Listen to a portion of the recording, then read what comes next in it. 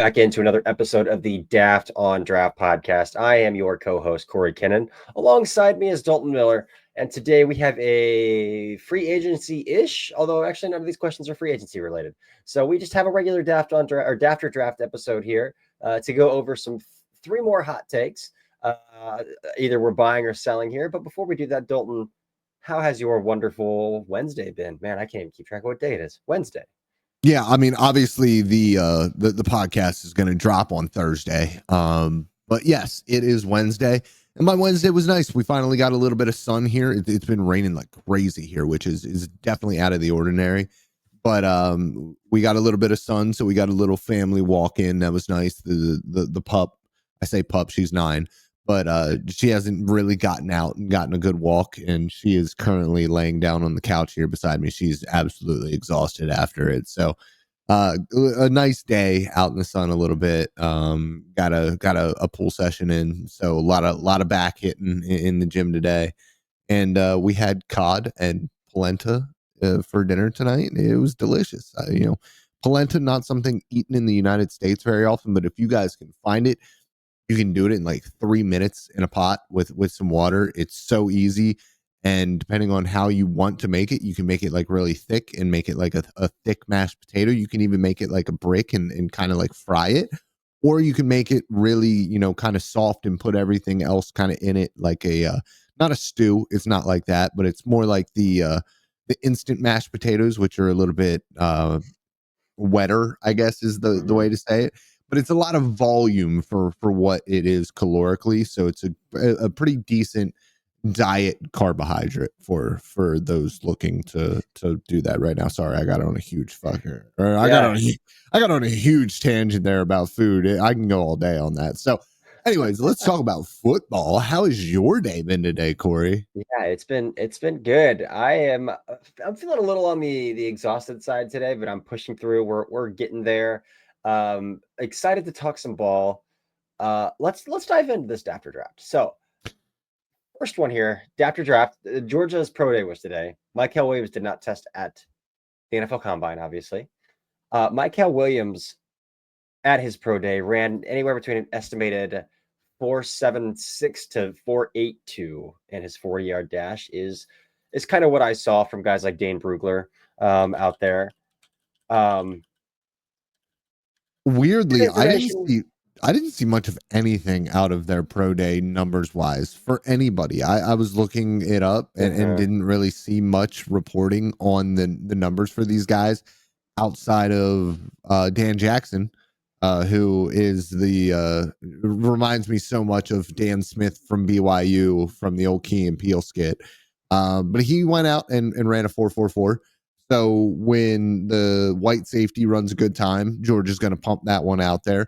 Georgia's a weird one because you've seen their like high end prospects or like well known prospects either test out of this world or like completely crap the bucket. It seems. Yeah. Their combine or pro day gear up seems to just be off for some reason. And I mean, it could just be a training thing. Those guys probably are going to the same guy year in and year out, or same guys year in and year out, same training facilities. And it might just not be working out for them. They might need to figure something else out. But when it comes to Mykel Williams, what exactly are we going to Daft or draft here, Corey? Yeah, so take that information that he ran, I would say only a 4.73 to 4.8-ish at 267 pounds. Daft draft, Mykel Williams shouldn't be a top 3 edge drafted in the 2025 NFL draft. I mean, I'm gonna draft this. But okay. So this is important. The 40 time does nothing for me. The 40 time is not a bother to me whatsoever. I didn't think he was unbelievably explosive. Anyways, he is a good athlete. He, in my opinion, playing a lot of 3 and 4 is somebody who has a really solid natural anchor for being 265, 270 pounds. Those 35-inch arms are legit. He's got a ton of length, but not unbelievable explosiveness, and we've talked ad nauseum at this point. We think he's pretty stiff. His ankles are stiff. He doesn't play with very good bend.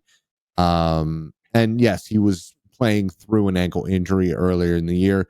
I don't know how much that affected him all year, but even his tape beforehand in 2023, you don't see it there either. And can you survive on the edge or even thrive on the edge without having great ankle flexibility? Yes, you have to be able to play through the chest and you have to have a good pass rush plan. He doesn't have either. Well, he doesn't have the second one down yet. He doesn't have the hands. He doesn't have the pass rush repertoire right now ironed out for me. So it is a lot of upside if you're going to draft him, in the top 15. And where are you getting that upside from? Are you hoping that it comes technically? Do you think he has some ankle flexibility and he just wasn't able to show it this year? Like, what are you gambling on here outside of a ridiculous wingspan that should translate to a really ridiculous power profile at the NFL level? Yeah. I am on board with you on everything that you said. I think when we're talking, like, people want to comp Shamar Stewart to Jadeveon Clowney, but I think Mykel Williams is probably a closer comp to Jadeveon Clowney than Shamar Stewart is. And the fact that kind of the same things have hampered Clowney from being a overly productive pass rusher is that he can only win through the chest. He doesn't have bend. He possesses really stiff ankles. There isn't a lot of plan from him coming off the edge, but he's got one of the highest floors of any edge rusher in the NFL as a run defender, and that's why he keeps getting paid. And so that's not to say that there isn't a contract, second contract out there for Mykel. There isn't a pathway out there for Mykel, but we are both on the same page that the ceiling conversation surrounding him, and not even that, but like his baseline ranking surrounding him is higher than either of us would put him. With that being said as well, though, I'm going to draft this because there isn't a lot to love about this edge class outside of Abdul Carter and Shamar Stewart, in my opinion.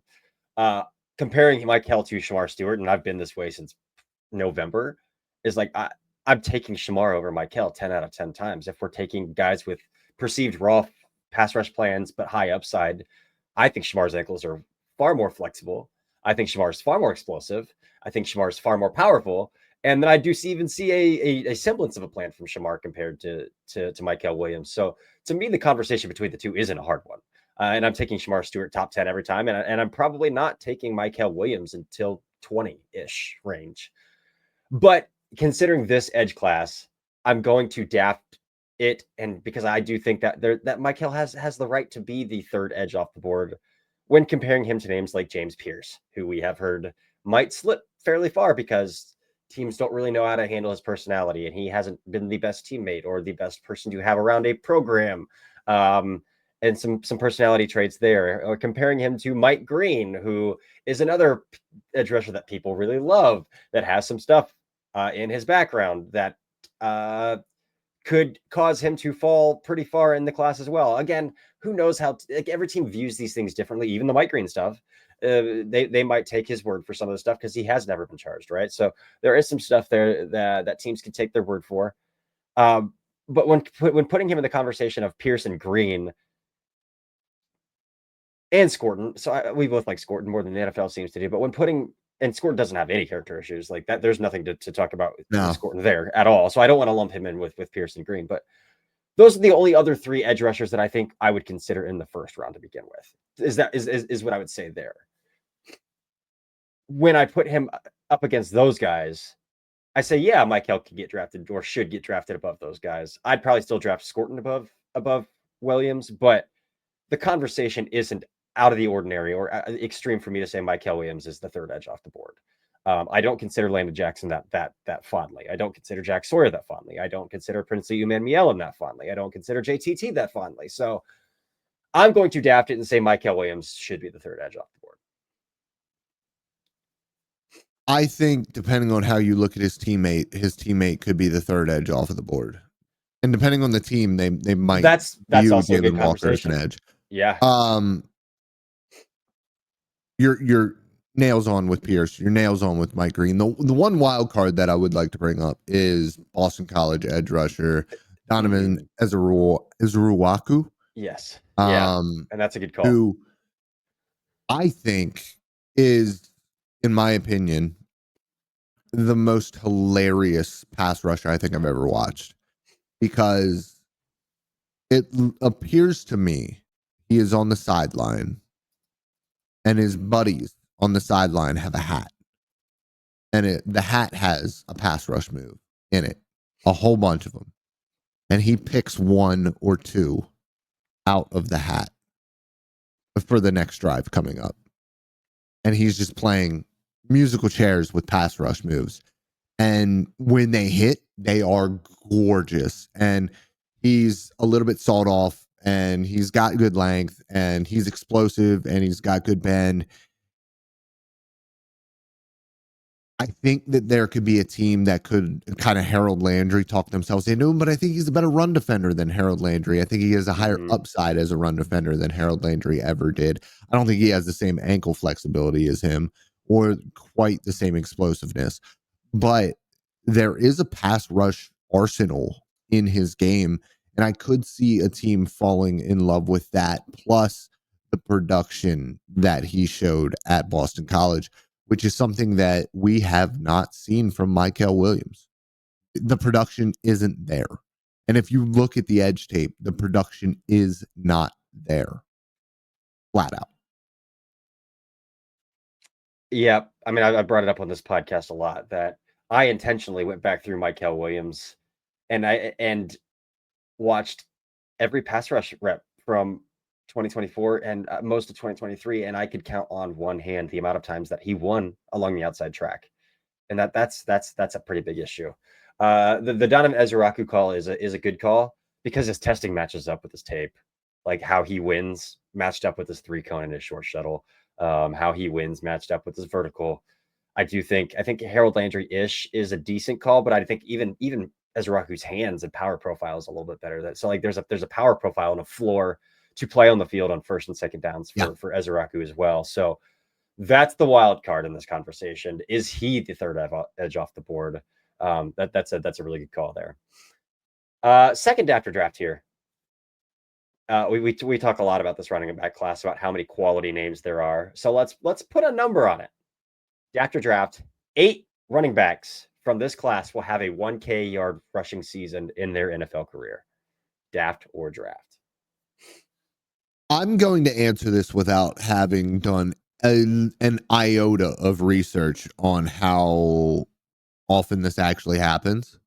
Yep, same. And I'm going to draft this. Ooh. I'm going to draft this, and I'm going to go even hotter here. And we talked about this and we decided to go with the number 8 instead of this. But I think there will be more 1,000-yard rushers from this class than 1,000-yard receivers.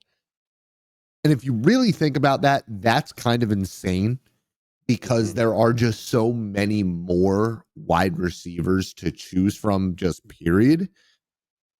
But then when I was doing the initial top 15, top 10, top 15 for wide receiver and for running backs for PFN, when I was doing the rankings, I actually watched more running backs than I did wide receivers, because I would turn a running back on and I'd be like, oh my God, this guy might be really, really good. And I was watching wide receivers and I was like, this guy just doesn't really have it. And that's how I feel about each class. And with the resurgence of the run game at the NFL level, it gives me a little bit more confidence that this is a legitimate opportunity or a legitimate possibility for this class. I'm gonna daft it. It's a lot of names. That's a lot. 8's a lot. 8 is a lot. I would draft the more 1K rushers than 1K yards receivers, because again, I think this receiver class is just full of a lot of role players. Compared to like even the guys at the top, like I really like Matthew Golden, but I think he's a Z who's best suited as like a Jordan Addison to Justin Jefferson. But I guess even Jordan Addison has gone over 1,000 yards. So I guess that's not a great example there. So maybe I do think there are a few more 1,000-yard receivers out there. But when I look at this running back class, and I really do like the names of this running back class, I see 5 guys that I would consistently play on first and second downs. And I think that's who you need to be to rush for 1,000 yards in the NFL level. And so I'll take Ashton Jeanty. I'll take Omarion Hampton. I'll take Caleb Johnson. I'll take TreVeyon Henderson. And I'll take DJ Giddens as those 5 who I think have enough juice on first and second downs, good eyes, good patient, can carry a bulk of carries in this class to do it. Outside of those 5, even though like I have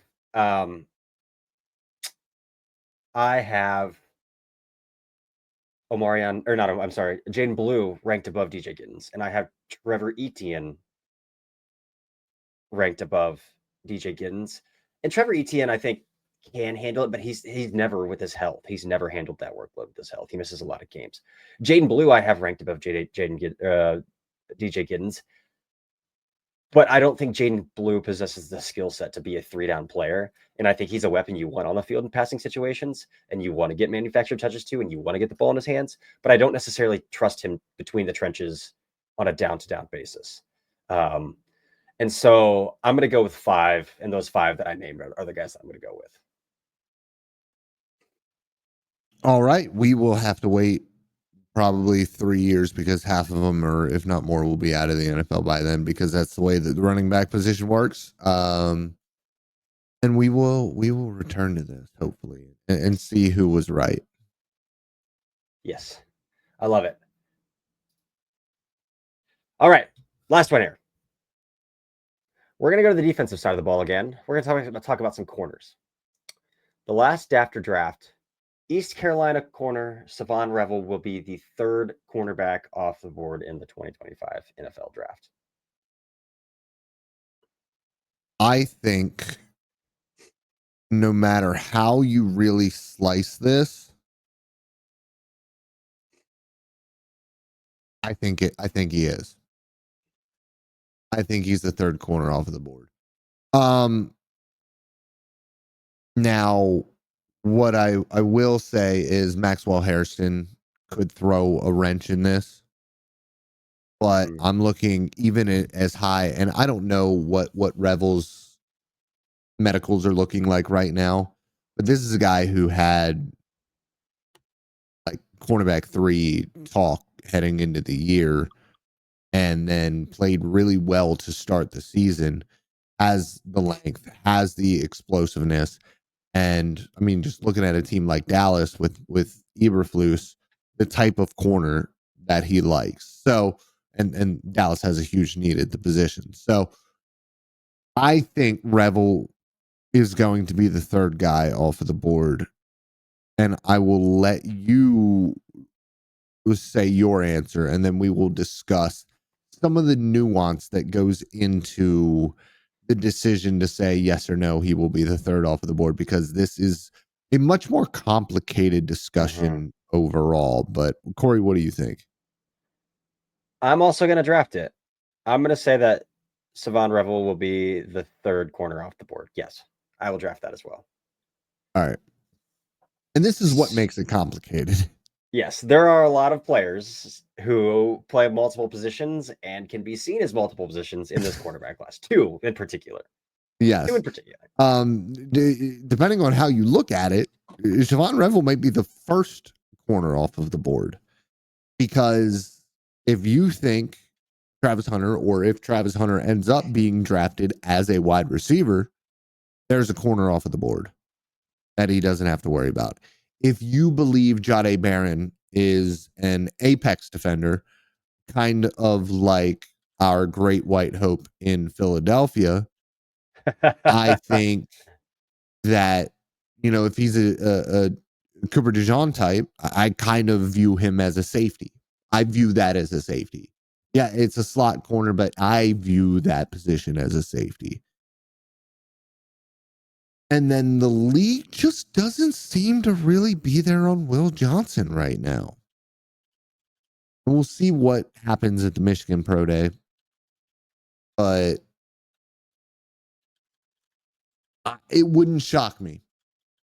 It wouldn't shock me if Revel went before him. And so you're looking at potentially being the first legitimate corner off of the board. And if we're looking at that, man, is this like the worst corner class that we've seen in a while? Because like Quinshon Mitchell went 22nd overall, but like this is a not great draft class to begin with. Yeah. And Travis Hunter's now like, I actually just want to play wide receiver if you're going to make me choose. Yeah, which he should. Monetarily, he should absolutely want to play wide receiver. Yeah. Yeah, which is weird because we came into the season talking about this corner class like it was something hot. Well, it stinks. Will Johnson was both of our top players in the class coming into the season. Johnson got hurt. Revel got hurt. Morrison got hurt. Like all of these guys got hurt early. Takario Davis fell off and went back to school and transferred. Takario Davis fell off, and nobody really. I think the thing about this class is nobody really ascended in this class, and that's the biggest issue. That's the biggest issue with this class. Yeah. Yep. Big time. I still think that Will Johnson is one of the most overthought players in this class. I think he is the victim of prospect fatigue in this class of anyone here. Just like watch him as a freshman and a sophomore, man.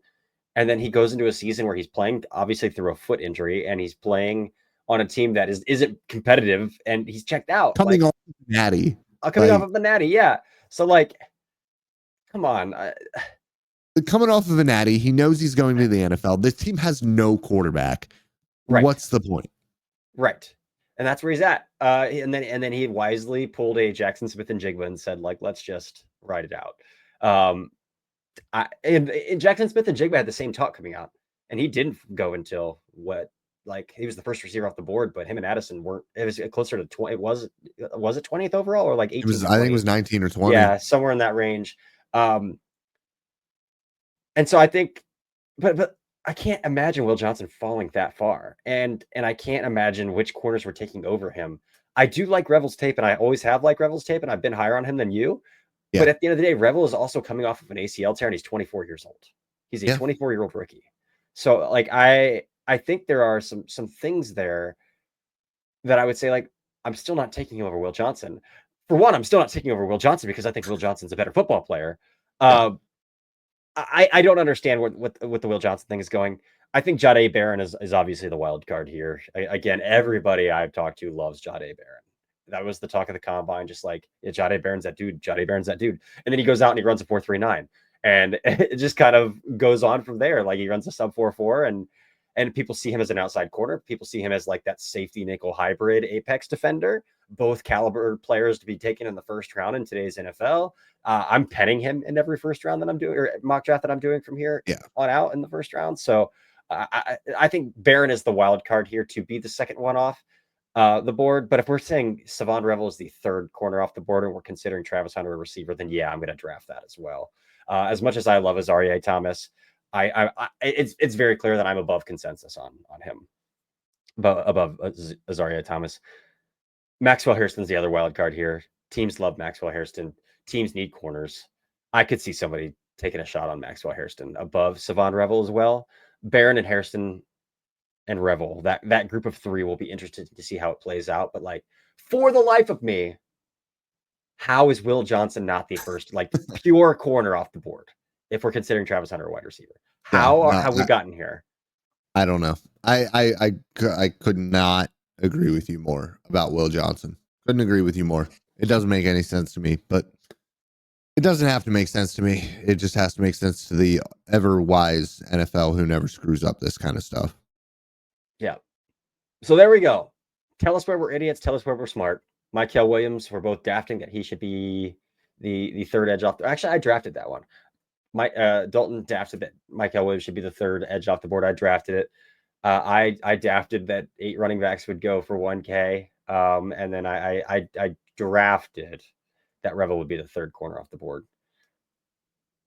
You drafted that 8 running backs would go for 1K, right? I did. It's an insane draft, but I am drafting it. That's one of your more draftier drafts for sure. But that's it for this episode of the Daft on Draft podcast. We are going to, as soon as we hit end recording on this call, we're going to send out mailbag requests because we are doing a mailbag for our final episode of the week. So look forward to that. For now, I'm Corey. That is Dalton. And this has been another episode of the Daft on Draft podcast. Welcome